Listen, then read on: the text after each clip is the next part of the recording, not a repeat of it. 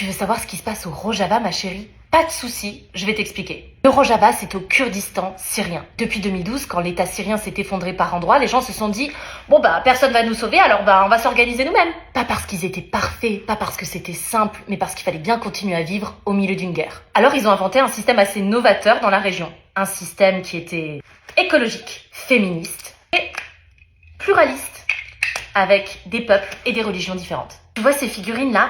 Elles, ce sont les combattantes des YPJ. Elles ont combattu Daesh et elles ont joué un rôle décisif dans sa défaite. C'est d'elles que vient le slogan « Femme, vie, liberté ». Un slogan qui, en fait, depuis, a fait le tour du monde sans qu'on se souvienne vraiment qui venait de là. Après, t'as d'autres acteurs, tu vois, des gouvernements, des armées, des milices. Parce qu'en Syrie, après la chute de Bachar al-Assad, un gouvernement de transition est arrivé au pouvoir. Un gouvernement soutenu par des puissances étrangères, qui promet la stabilité, mais qui reprend le territoire par la force. Avec lui, il y a des milices djihadistes recyclées qui s'en prennent aux minorités. Alaouites, Druzes et puis les Kurdes. En fait, on remplace un tyran par un autre. C'est plus simple que de changer le système.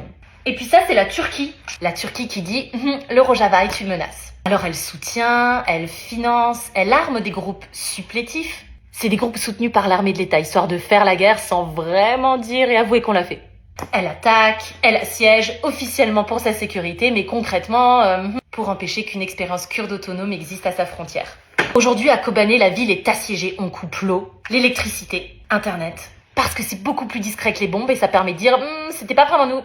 Les gens meurent, les femmes sont violées parce que le viol, ma chérie, c'est une arme de guerre. Les tresses, symboles de résistance, sont coupées et brandies comme des trophées. Pendant ce temps-là, les prisons où étaient détenus les combattants de l'État islamique, elles s'ouvrent. Sous les yeux des États-Unis, de la France et d'autres pays qui disent défendre la sécurité mondiale. Mais visiblement, la sécurité, elle dépend toujours de qui est en train de mourir. Alors tu te demandes peut-être, mais où est la communauté internationale? On va l'appeler.